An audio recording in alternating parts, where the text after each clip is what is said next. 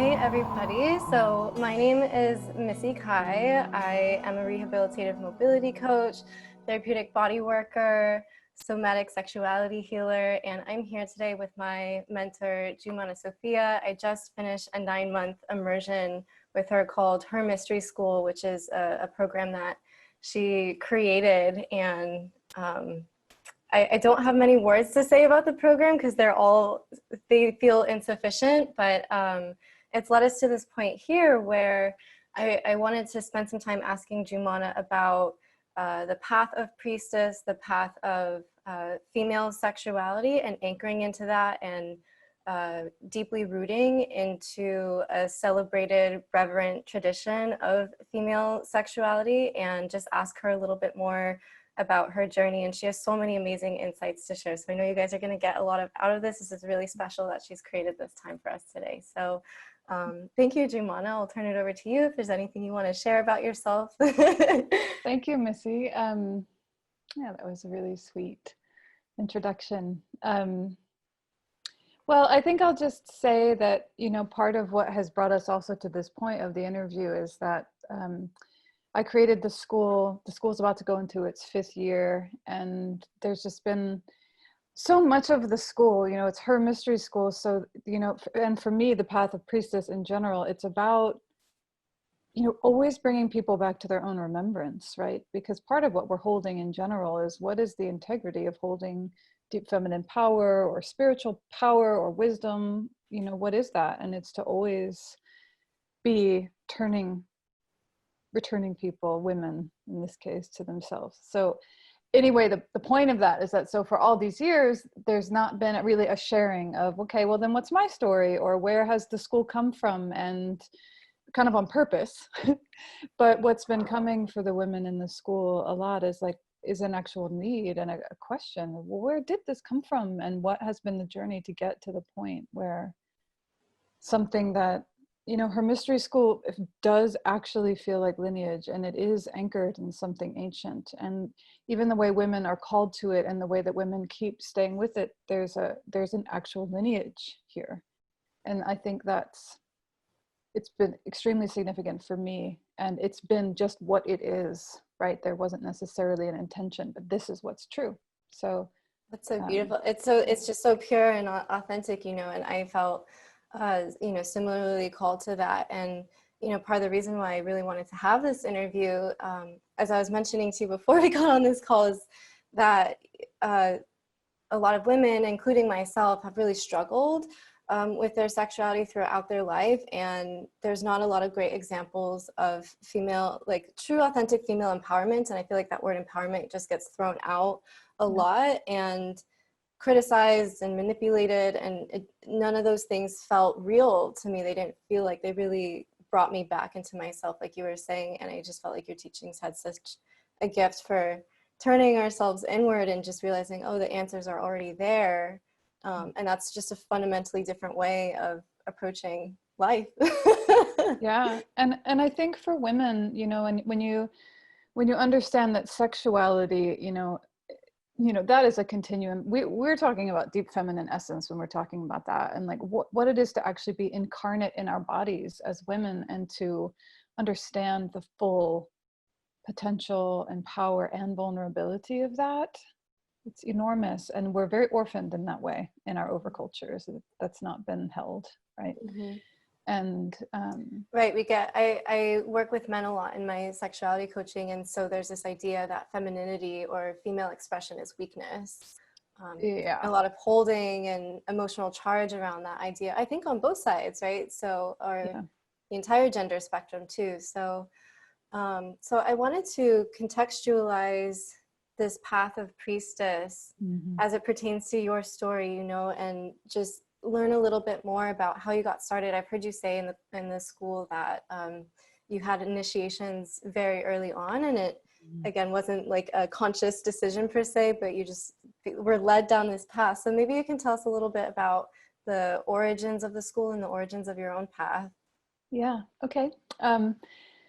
Yeah, because when I created the school, which was 5 years ago, I had this, you know, it was a calling, but it was also this sense of like, I need to almost write my thesis. Like there's been some golden thread through this, because it did start early for me. I started around 19 with Wow. awakenings, and there was no context for them at all. But so when I created the school, I was able to look and see that since that time, this is what has been like, I describe it sometimes as it was almost like I had a secret inner circulatory system like this, just collecting gold all this time. You know what I mean? And of course, we all have that deeper inner compass that's somehow guiding us through all the things. And so it felt like the school gathered in me over that time and then came out, you know, when it was time. So yeah, I do think it started early. And yeah, the significance of, so I grew up middle class suburbia. I was a ballerina, straight A student. I went to college young. And when I was in college, you know, there was around 19, I just started having experiences, and they were people around me at the time. I had many people just assume that I was kind of always on ecstasy, which I've still never taken.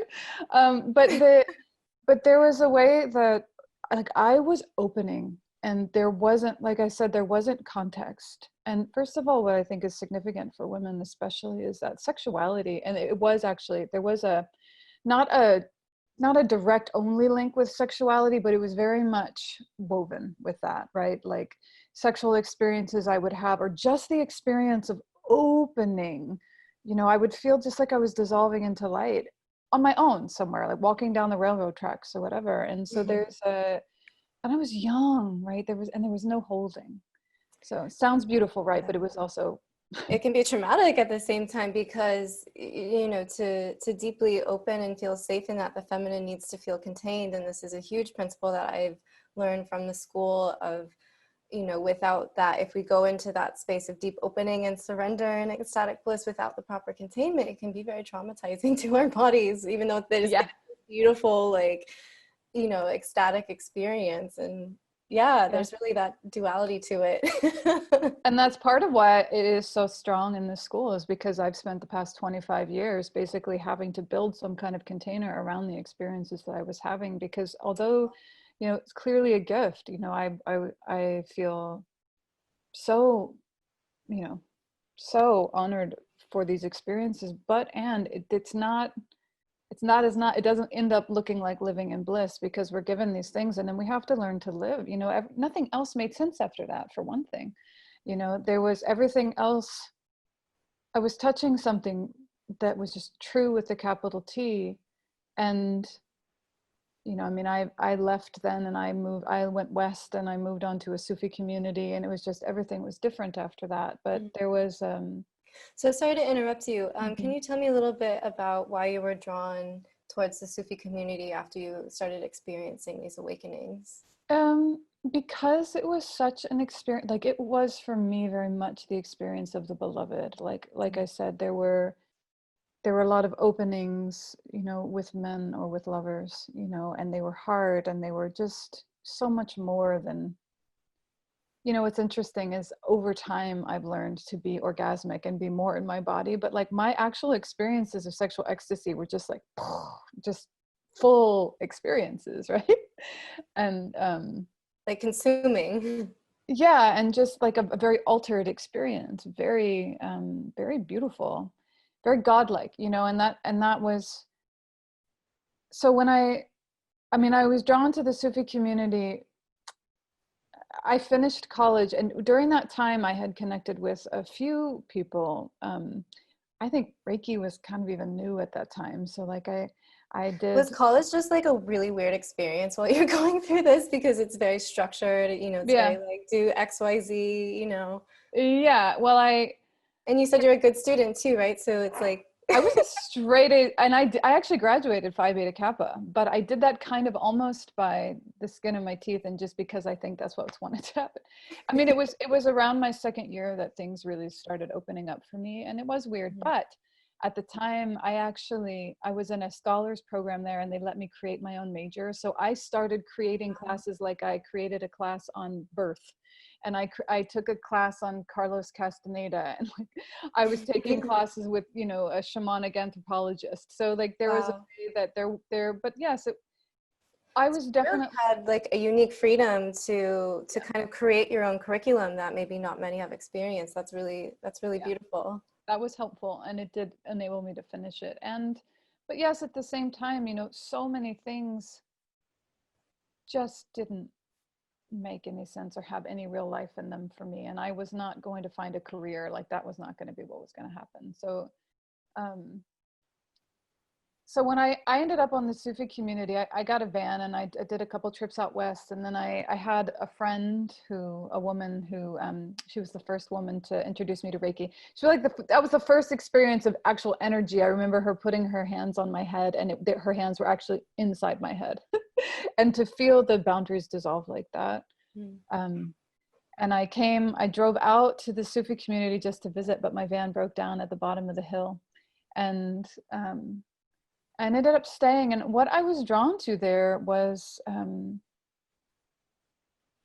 the practices, the understandings that surrender and dissolving into love Mm. is what we're here for. You know, that that's where God is, and that Wow. there's this relationship of God as the friend, God as the beloved, God as, you know, the intimate relationship there really was, I think, what aligned with what I was experiencing already. What's interesting about and it was amazing. This community was in Northern California, and it was a combination. There was an energy healing school and a Sufi healing school combined, and the land, it was this like, used to be a hot springs resort or something, super rustic, you know, and we lived there, and we went through both schools simultaneously, and then we're in Sufi practice and things. And so it was an amazing experience. I was really young, I was really naive, and I was also, you know, I've talked about it before, like the way I've come to understand it, or been taught to understand it, there's like this spectrum, right? Like some of us end up on the side on the end where it's like so easy just to dissolve into essence, like it's, and that's kind of where I was. I would just dissolve all the time, you know, that was just what my being Like did. very And porous, yeah. very porous, very open, like very and so I would be able to, it wouldn't take much for me to absorb the teaching or the experience, or to touch certain states.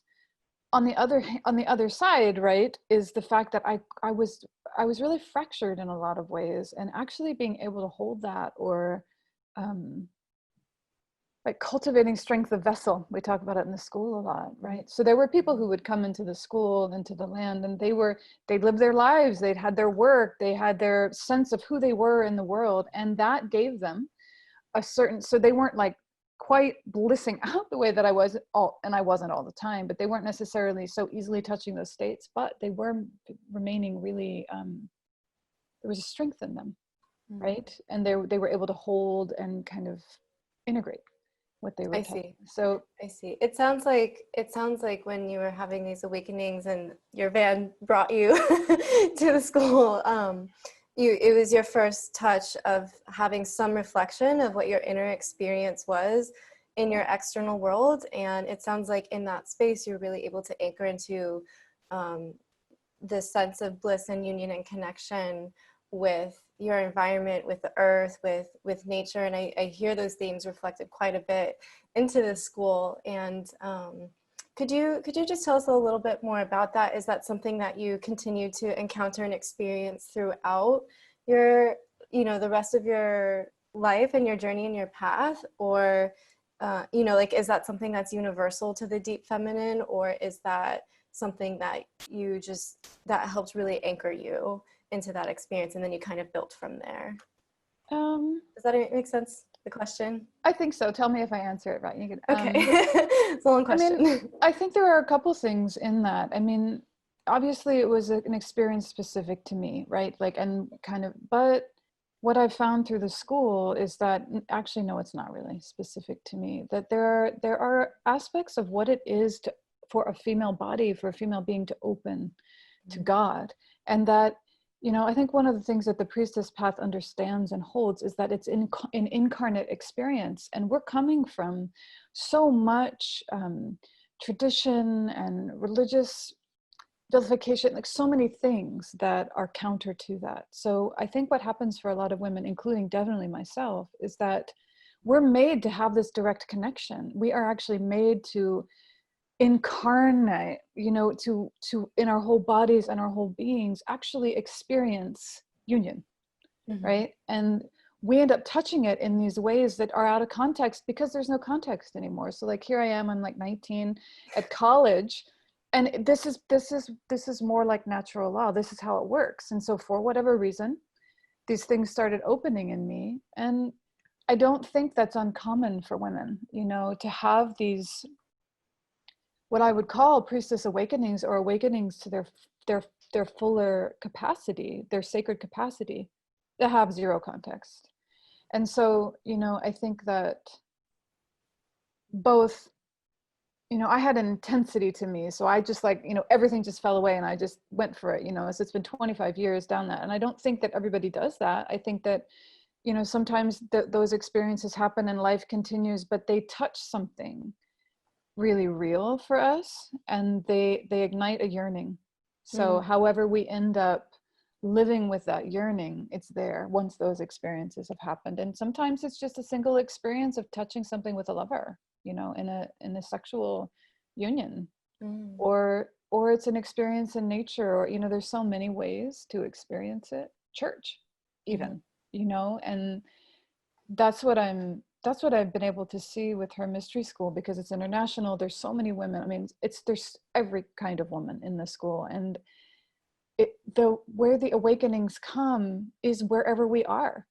You know, it's like the women who are 76, women who are 24, you know, just women who are in this life circumstance or this life circumstance. It's like there's something that awakens inside of whatever the life circumstances, whatever the culture, whatever we're with, whatever. And So that has a mystery to it. Yeah.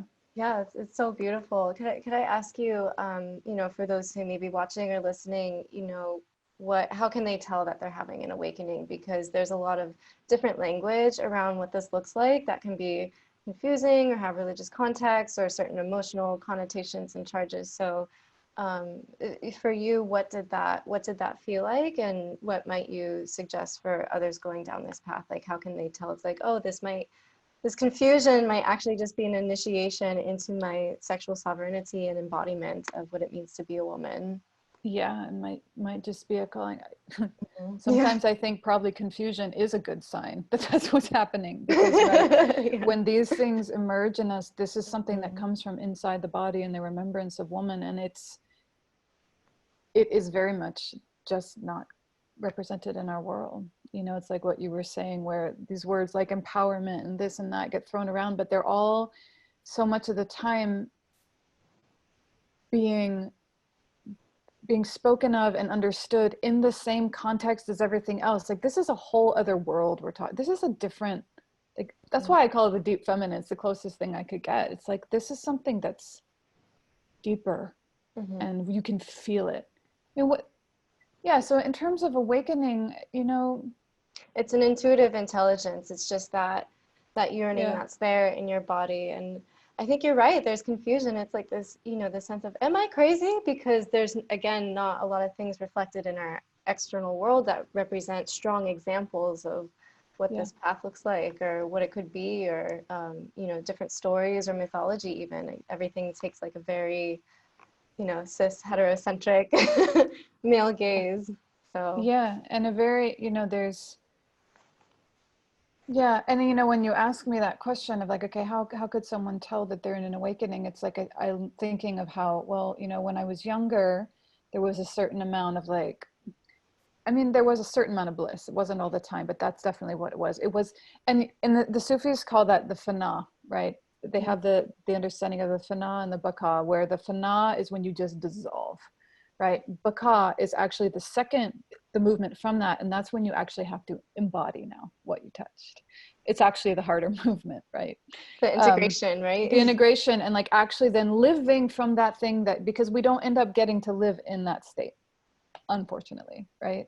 Mm. And so when I think about, okay, well, awakening, so there was that, but you know, there, a lot of my awakening, or my initiations might be a better word, have been brutal, like really brutal, you know, like, and I wanted to, just to guide you a little bit here, I wanted to get back to that part of your story after you finished the school and the Reiki school, and touched on these experiences of bliss and felt them reflected in your external environment for the first time, but also felt very fractured and uncontained in a way.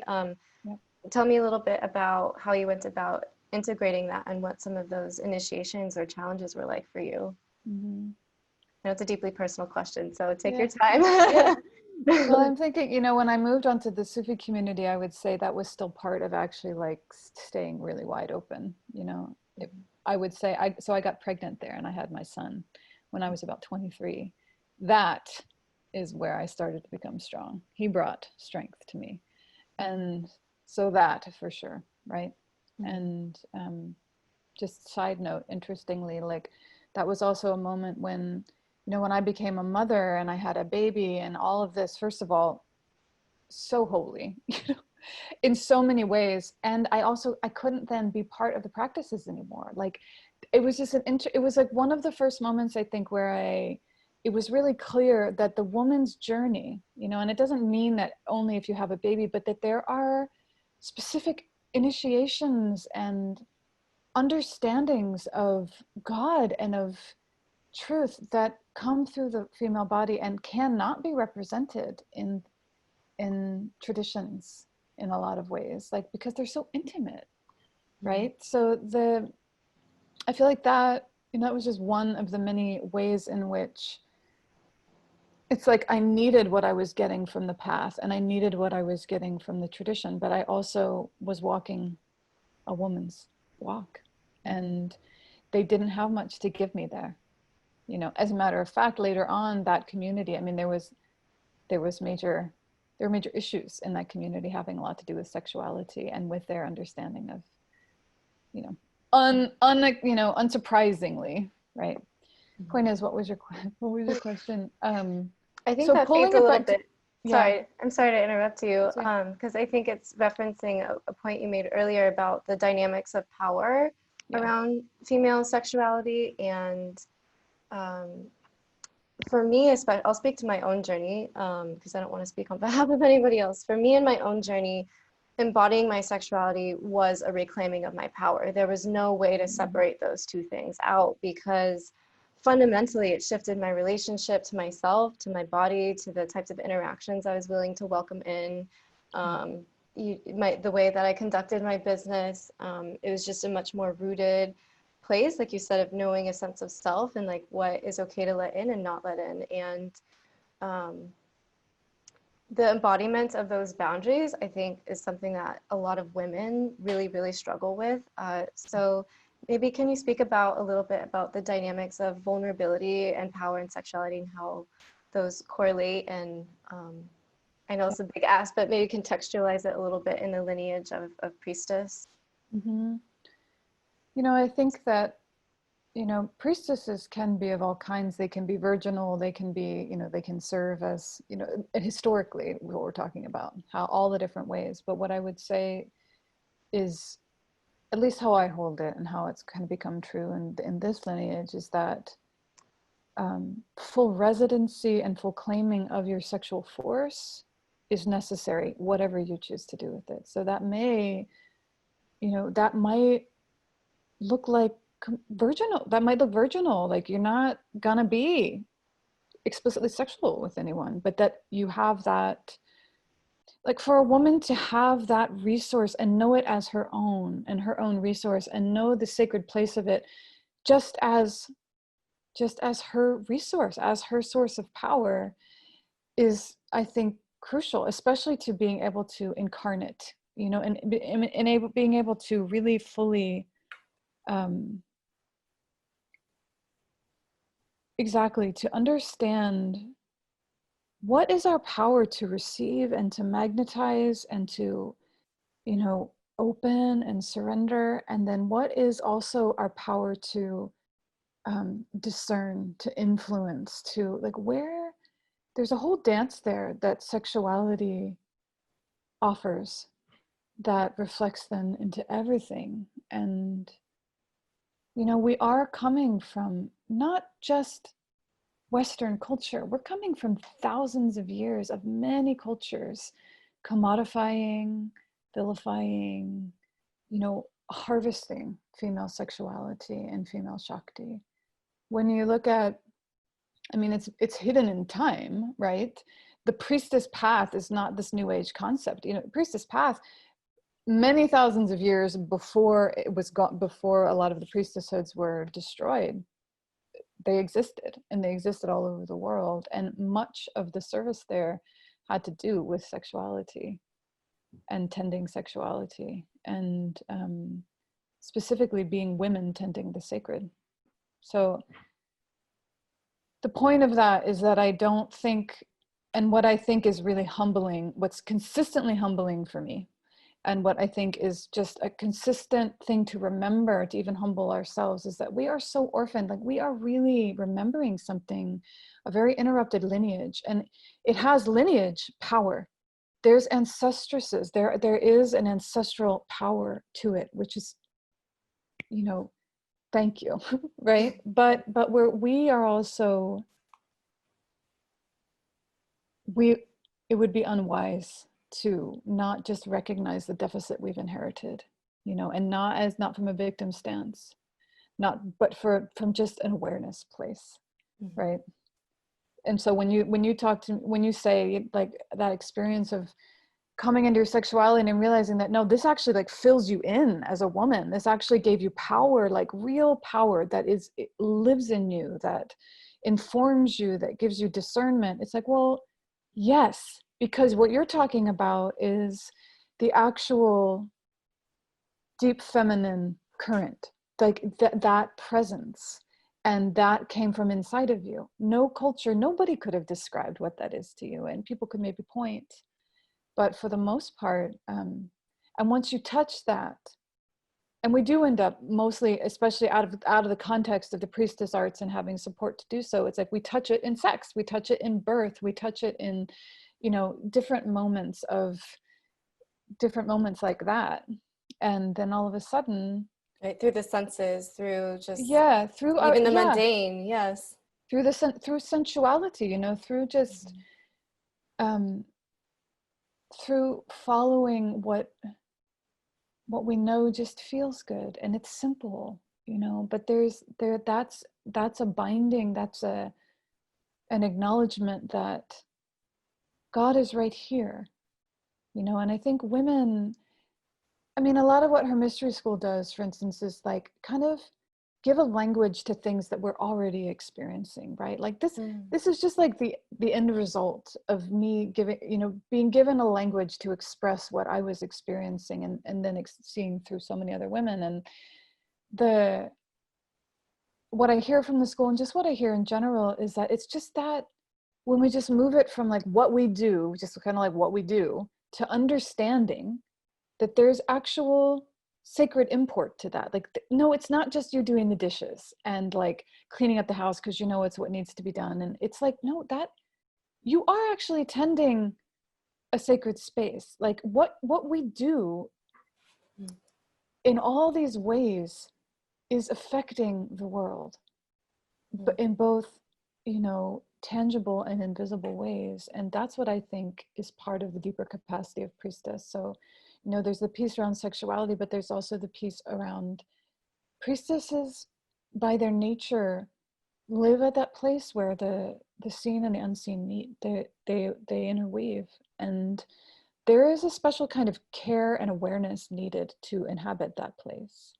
And there's you know, the reason that it was so common for women to serve and for there to be priesthoods to all sorts of different traditions and deities, you know, all over the ancient world, is that women were considered and understood to be particularly suited for that, right? Like in our beings, we kind of naturally there's a deep knowing, like, you know, it's that yeah, inner intuition, right? It's yeah, the je ne sais quoi. It's just a feeling, yeah, and yeah, I think a lot of that gets overwritten as, you know, it's not logical, it's not scientific, you know, you can't prove it, or yeah, it doesn't fit into any box because its nature's not that. It's the exact opposite of that, because it's a living dynamic yeah. force, and so it just cannot be fully Uh-uh.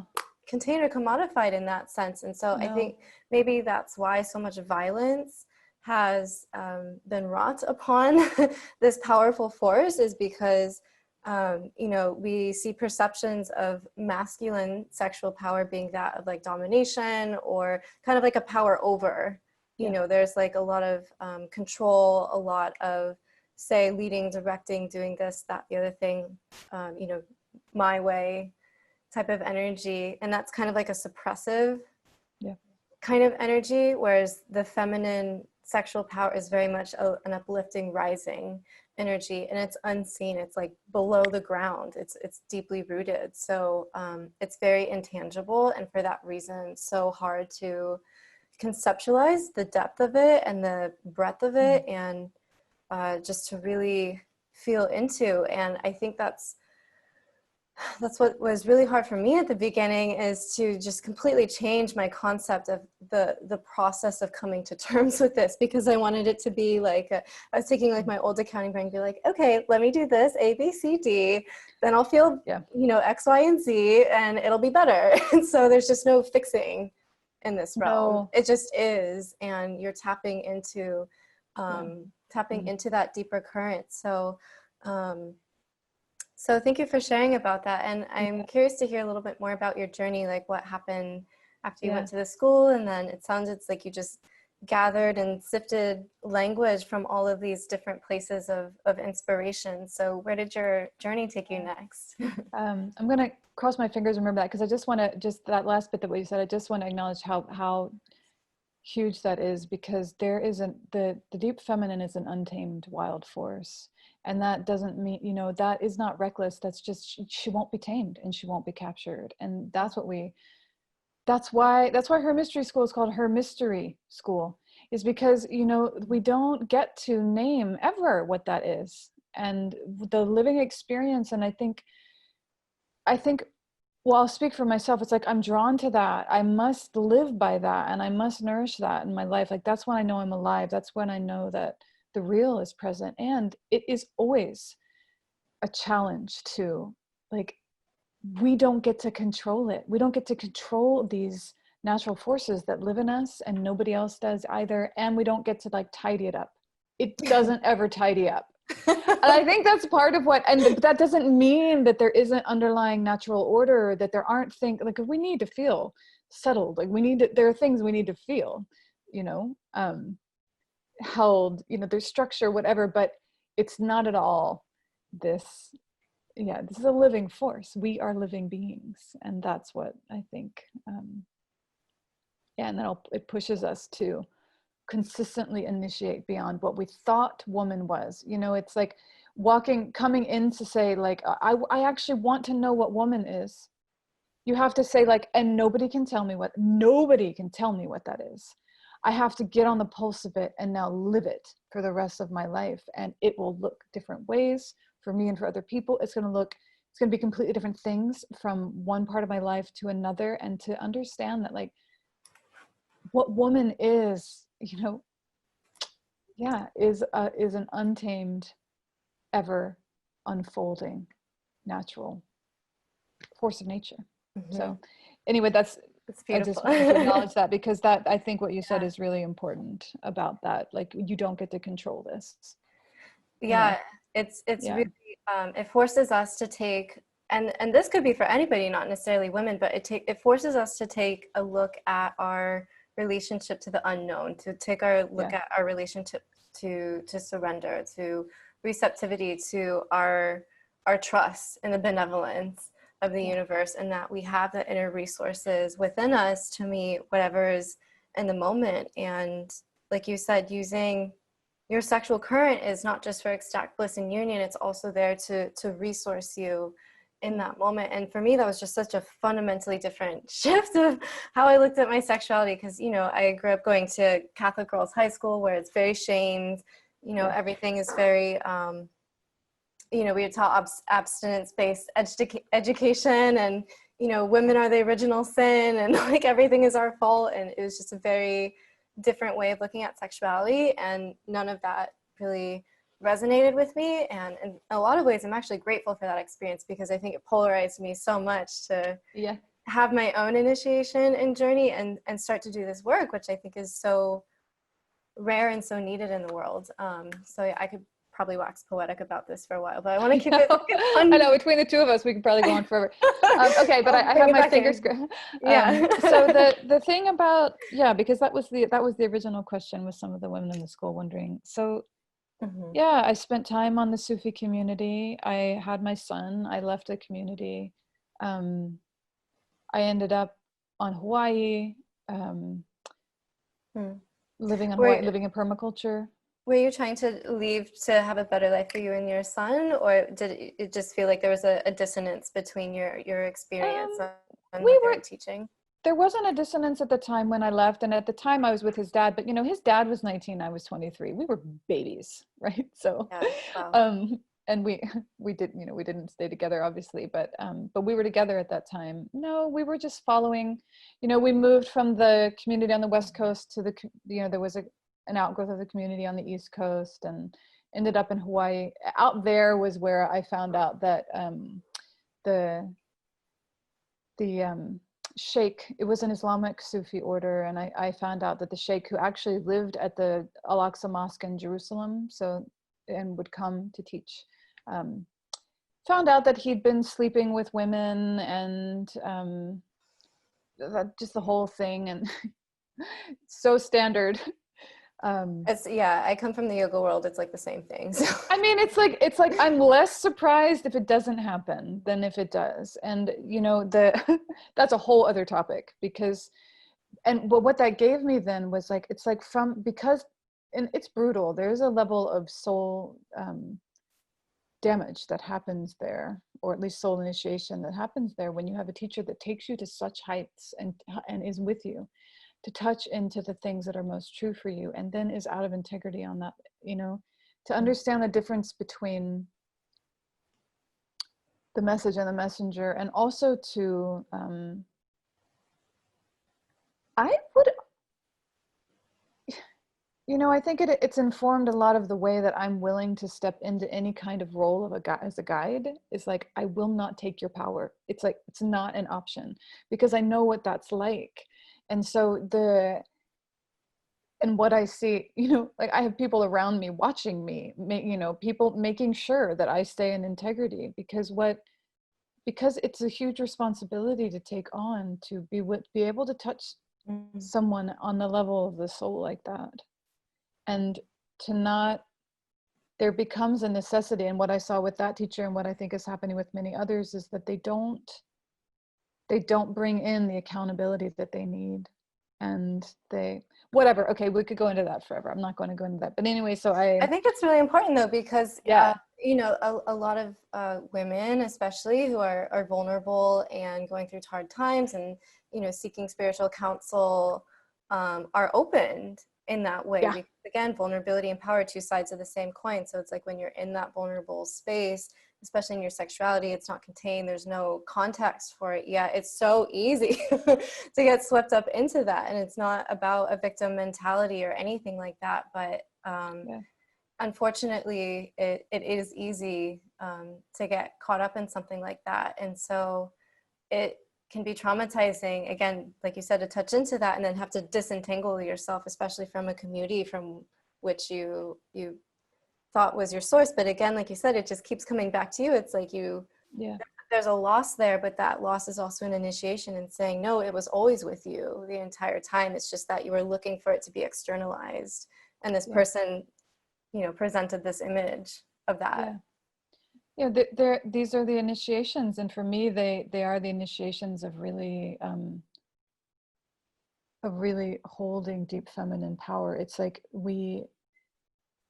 it's like we kind of have to go through it, you know, like how else, if you don't go through something like that and actually have to go through the brutal shittiness of navigating all the energetics and like just going through it, it's like it's really hard to earn what you earn on the other side of that, because these things that we, initiations are like that. So I think it's a pretty standard initiation. I know a lot of women in the school, a lot of women in general, who are opening to themselves, and a lot of times they're opening to Shakti, they're feeling themselves, or they're opening to, they're opening to God in different ways, or spirit in different ways. It's like there's a natural vulnerability because it's an opening. And then there we are. We're now on the path that will take however long it takes to understand to understand discernment, right? It's like, you know, and part of what I'm committed to and what I'm excited to with just the path of Priestess, her mystery school, everything, is that I want to see that held by a lineage, you know, the understanding of what it means for a woman to open like that, and all of the many things, like you were saying, like, how did I learn to just kind of build? It's like, I just went out, and because I had to, because I was suffering, because I was confused, because I was in multiple dysfunctional relationships, like whatever, like there's been this gathering of like, oh, all these different understandings or art forms, practices, that my belief is that we're probably part of an intact body of understanding that has been interrupted. You know, we might be bringing it to a new order, but still, so that's what I see. That's really beautiful. It's like you felt this within yourself, and you went through this series of initiations along your own path of what it means to be a woman and be embodied in your sexuality and be in real ownership and sovereignty around that. And then, you know, it forced you or led you in some way, I don't know what the right word is, but it brought you to this path of gathering all these pieces. And it's really been your life work and your life's journey to amalgamate that and put it into a cohesive framework through the school. And that's just such like a beautiful offering. And you can tell, like, the way that the content is structured, the way that the languaging is offered, it just feels so much deeper than a lot of what I've seen around the realm of sexuality. You know, like, I'll see things that have just one piece of it. It's like, you know, have better orgasms, or like, let's do a jade egg tutorial. Or, you know, it's just like, you know, all these like pieces of it that don't have that aspect of integration. And I think that's where the true healing happens, is when, it's like contextualized, which brings us back to the purpose of this call, right? So well, because you could take sexuality, for instance, or you could take death, or you could take any of these things. Like, they're all very fractured in us. And there's a way that, it's like, okay, if you want to move towards sexuality from a place that's actually intact, and like, then all of a sudden there's actually a whole architecture that needs to be around that, because it's not one, you know, we live in a world that's broke, that basically has kind of pulled apart woman in all these different ways, right? And like, that's what life has done to a lot of us, is polarize us inside of ourselves. But so it's like, all right, we come to sexuality. Well, like my own experience was that sexuality and God were intertwined, and nobody could talk to me about that. You know?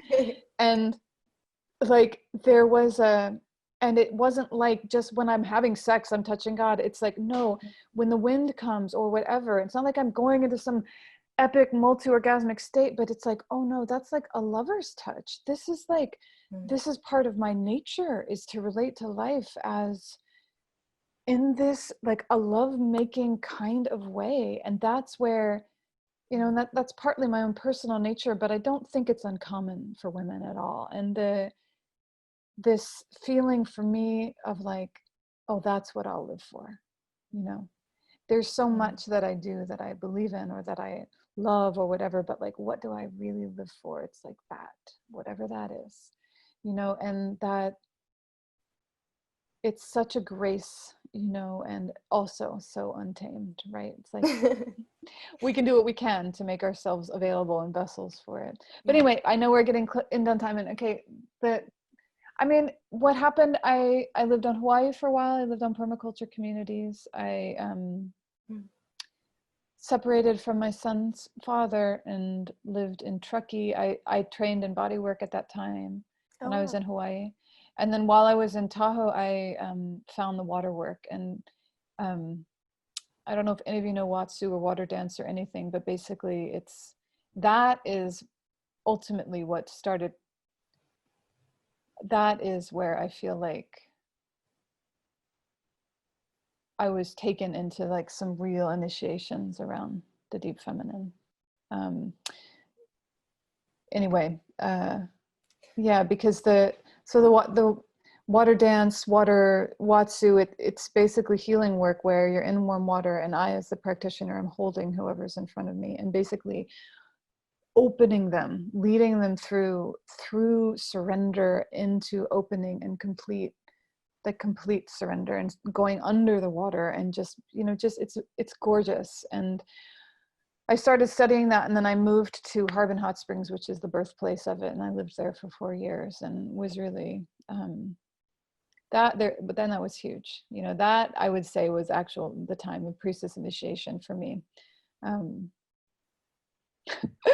like, every single one of these is like, what about that? What was that? How it seems like that one stands out in your mind. And I just want to make a point that the element of water has a lot to do with female sexuality, with, Yes. Just different rituals. And I've noticed that a lot of women who are on this path have a very special connection to water, being near bodies of water, because it's so important. And the nature of sexual energy and the nature of life, that it is cyclical and very wave-like. And again, that's why it can't be contained into boxes. It's just not the nature of things. And, we look at things like music or sound or vibration, they all behave in these ways. And I feel like science is just finally sort of catching up to what nature's kind of like known all along. So that's really interesting to me.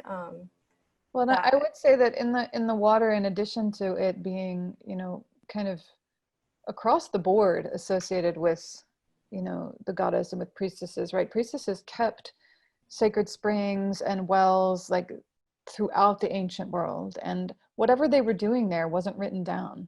So, I think that as far as the school goes for me, especially what happened for me in the water, I feel like was part of an unspoken and unwritten lineage. And I talk about that in the school, how a lot of women, it's like we find different parts of ourselves in different traditions, but because so many, not only have so many kind of more spiritual understandings based on the female body and priestess lineages, not only have they been kind of purposefully, moved out of a lot of things, they also never, like we bring things from the hidden sacred, and a lot of times there are no words, right? And so there's a mystery, there's an understanding that things were kept in mystery for a reason. They were kept in invisibility, they were kept in secrecy. And so, when I found the water and learned what I would call the deep feminine approach, is like, how do you open someone to, like, what is that?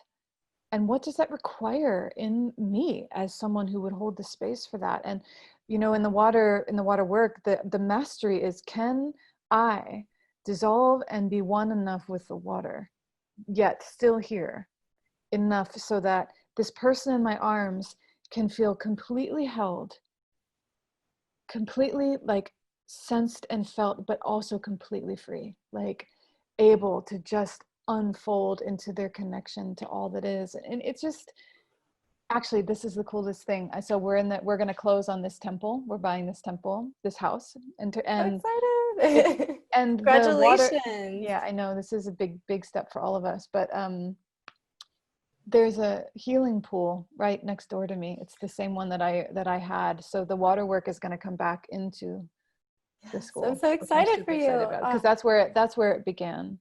But yeah, I lived at Harbin, and Harbin was a place of Harbin Hot Springs was a place where I thought of it as the temple of Aphrodite. You know, a lot of the work going on there was about intimacy and sexuality, and then the water work. And I was, I was, you know, not, there was a lot of polyamory, there was a lot of explorations, a lot of like, and that wasn't like, I'm not that way just by my nature. And so, but I still, there was a lot, there was so, like I came into, I mean, I served there, I served the waters, I served the land, I served people who were coming, and I was taught deeply by both people and by the water herself. And yeah, I mean, the reason that there's so much in it is that it was my soul home. You know, there's a way that I still track that part of me is looking for it. And Harbin burned. I was there when it burned. And so I was just visiting. I had left already and moved to Ashland, but you know, yeah, it was a soul home for sure. Beautiful. Yeah. So when you moved on from Harbin, I guess how did the idea of her mystery school conceived? You said it just felt like something that had to come through you, and so tell us a little bit more about that process of creation. Was it just something that stirred inside you and came out, or tell us a little bit more about that? Well, and where I think that starts actually, you know, there was something you said. It's like I'm here after 5 years of her mystery school, and now things are kind of making sense. But I think it's really significant that I had no idea what I was doing. Like I was just following a call, like literally following a call from one place to the next to the next. And when I created her mystery school, I realized that this deep feminine tradition, like I realized that there was a lineage, there was something that I was pulling out of all these experiences, and that was like the golden thread through them all. And so now, and you know, even creating the school, like for myself, has been this sense of like, let me understand what is this mysterious thing that's been moving through all of these, because even by the time the mystery school was created, that's getting close to 2 decades of just following the call. And that, I think that why that's significant is a lot of women end up doing that. We don't get to know that we're doing this because we're going to create an international women's mystery school like in 2 decades. Like you don't get to know that. There's no like, yeah. And I think that's part of the uncertainty and part of the bravery of following the call, following that inner thing, is like, we kind of don't have any other choice, and we don't get any guarantees. There's no like tidy answer to what we're up to, you know, a lot of times until really overwhelming and scary too. And it takes a lot of courage and bravery too, because we don't have clear, direct answers. But again, it is very like deeply guided by that intuitive feminine force. So in many ways, you know, we're talking about vulnerability, reclamation of power, embodiment of sexuality. That is it. It's just that act of turning inwards towards yourself and honoring and tending to that call, even when outside forces may not understand it, may not agree with it, may try to block it or prevent it, as they've done for thousands of years, you know, and take very active steps against it. It really is a real act of revolution, but it's very quiet, and it's very it's very personal, and it's very intimate, like you said. So there's no really like outward show of all of this happening.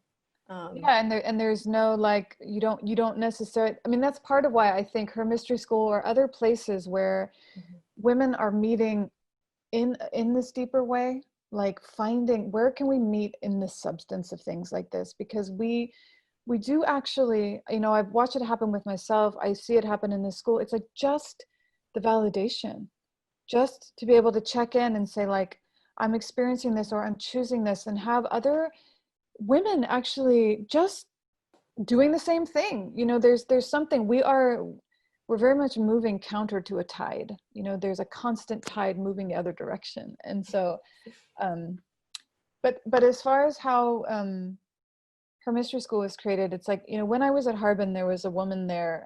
She herself was a shamanic priestess, and it was a birthday party, like a random birthday party for me. And I remember she looked at me, and kind of across the room. It was a super casual kind of moment, but whatever else she said, she just said, da da da da da, priestess.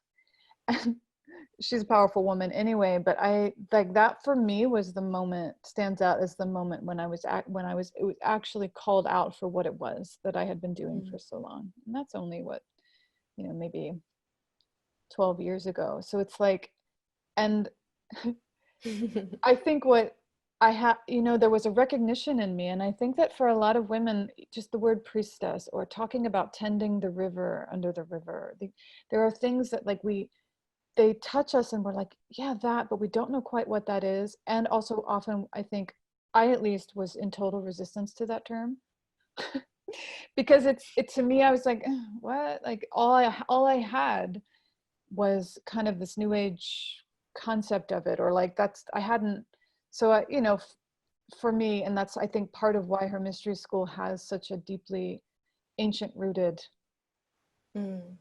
is I needed that. So I found it. It's like I wasn't about to start, and I actually for a long time didn't ever call myself a priestess. It was what I was called. And when I left Harbin, I moved here to Ashland a lot for my son, to give him a better place to grow up, but soon after I moved, Grail Corsini, who had the goddess temple in Mount Shasta, moved here, and she and I came together and co-founded the Goddess Temple of Ashland. And that's when things started to become much more explicitly female for me, much more like, oh, just all the arts, all the understandings of female lineage, female, like literal goddesses, the woman-centered ritual, all these things, right? And so that's when things became more like started to come more into focus, and I started to realize that what I had been doing all this time was just learning how to be an incarnate woman on a sacred path. And and it's like, so that was the goddess temple, and then I kind of I just stepped away from that and created her mystery school. And it was another one of those things of like, I think I'm doing this now, that's the way I've experienced a lot of things. It's not like I decide I'm going to do it, but it was more like, and this is happening now. And it was a really amazing experience to create it, because it came from me and from beyond me at the same time. It's like I always say how I enroll in the school every year, but that's because like it feels like it's like a attending or a co-creation with with the thing that you created. It's like, just because it's out doesn't mean it's done, and it's still a lived experience, and every year that you go through it, you probably experience it in a new and different way, because again, these are all just, well, and it's like a treasure house for me. Like there is so much in there, like Sufism, Taoism, Christianity, Kabbalah, Islam, like embodied female practices. Like it's a treasure house. Even for me personally, it's a treasure house. It's like, okay, thank God I put that somewhere, because I forget and I go back to it, there it is. And I'm like, oh yeah, that, right, that thing. Oh yeah, that. And there's a, so it feels like a living treasure.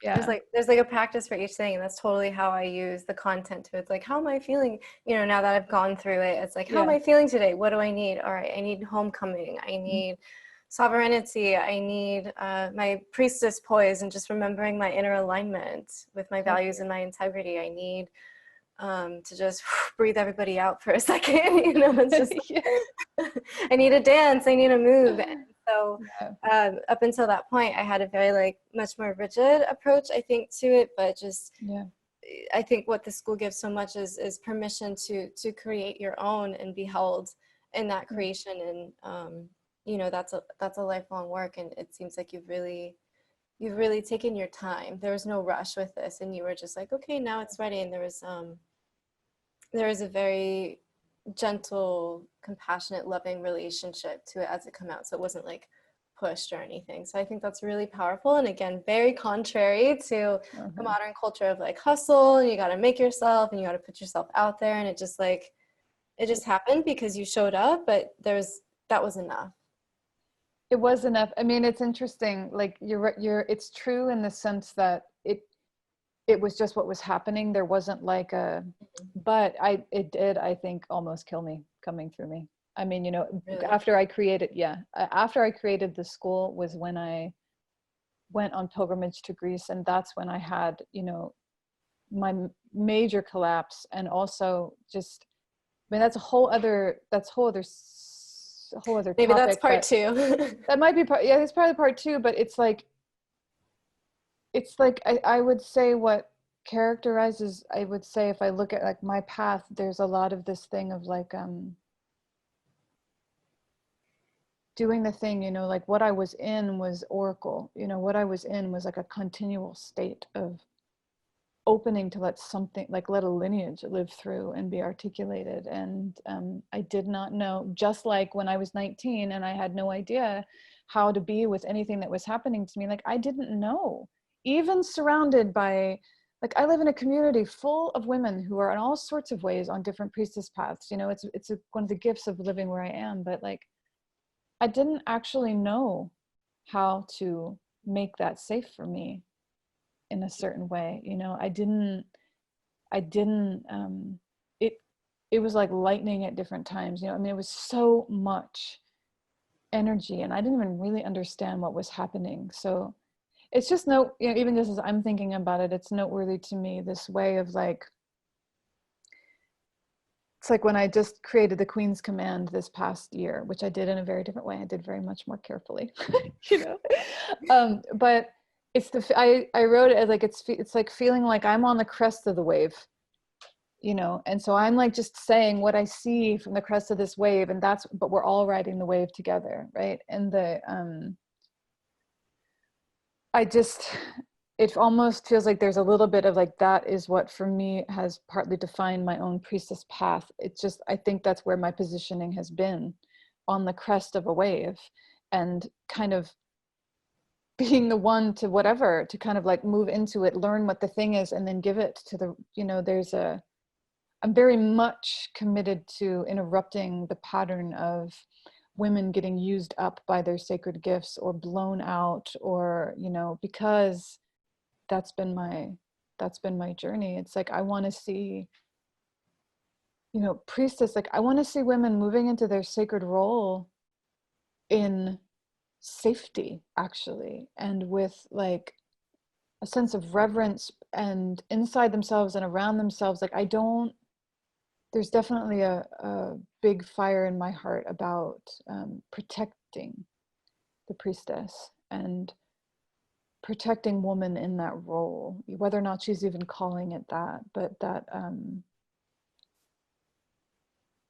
yeah, just that we just kind of it's a very like change that like narrative, motherly, nurturing, like fiery yeah. Durga force that I'm feeling come through you right now, and I love it.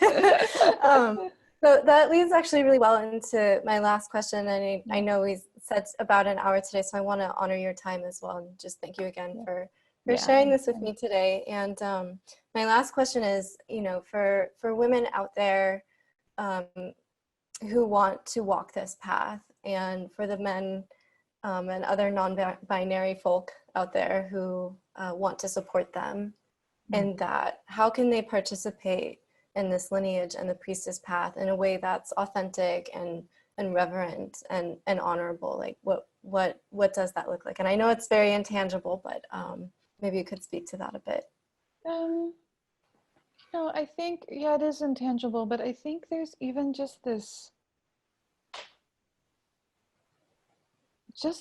fundamental, I think there can be something fundamentally revolutionary about just whether or not you want to use the word priestess or not. Like, okay, you know, maybe that doesn't mean anything, you know, but to understand what is actually happening in your life, Like, you know, I mean, so I can say, well, come to her mystery school or find something like that. Like I would say, yes, find a container. And if that's just a single other person or your lover who's with you in it, like, it's really important to be held, you know. It's like, I think of all the transmissions and all the content of her mystery school, that's amazing. But what's underneath of that is just like, you're being held. And that's kind of what, and there's a consistent remembrance, like what we need, what I think supports that, the remembrance inside of women is rhythmic support, rhythmic, you know, consistent, yeah, just consistent nourishment for this. And what I was saying about the, like the fundamental movement to just say, hey, I don't know whatever else it looks like, but this is my priestess path happening right here, right now. Like these initiations that I've had, like that marriage that fell apart, like the, whatever, all of them, right? The death of this person in my life, like my journey with suicide, like whatever it's been, to understand that that's not, it is life, but there's more than that. There's, like, if we even just turn and look at that and say, hey, wait, I know there was something more to you. I was being initiated somehow. And I am learning how to hold deep feminine power and presence in a world that doesn't have any idea what to do with that anymore, but also desperately needs it. Yes. Yes. Like, to me, that just like, it's like, if you could just like write that down and put it somewhere, because that's where we start to feel a little insane or a little alone or confused, is because we just, you know, we forget that that's basically what's going on. And that, you know, the priestess path, it's like, so her mystery school has more of a lineage to it and has more of this articulation to it. But the priestess path is also a living one. It initiates us throughout our lives. You know, so many women just, they're going through life and life is initiating them, you know, and that's how it works. It's a, yeah, kind of moves up through life.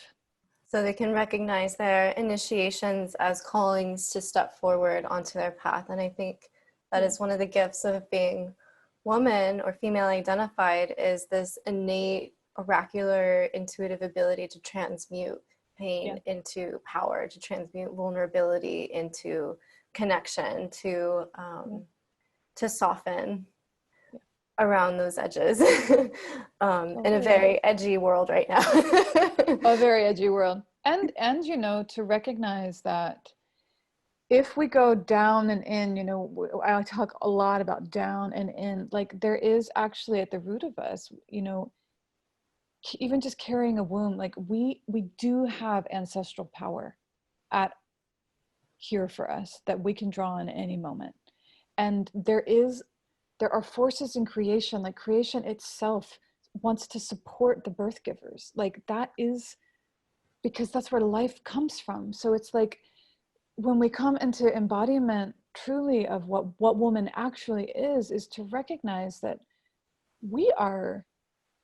there's power in us that's more than us. It's not this personality thing, and that is indwelling. And that, whatever that is, however we touch into that, that is what guides us through. That's what guides us through what we go through, which a lot of times is a living hell. You know, like we go through a lot, and it doesn't, the path or having, that's still part of it all. We don't get to escape the times of tempering and all, the times of being forged like that. But that indwelling presence doesn't ever leave. And if we follow that, you're on your path. You're on our path. We're on our path. I think that's a good place to leave it. So powerful. Thank you so much, Jumana. This was so fun. Hope do a part 2 in due timing and go deeper into some of these things. But again, thank you for taking this time. And it was just so beautiful to hear you go a little bit deeper into your own story. And hermysteryschool.com to check out her work if you guys are interested.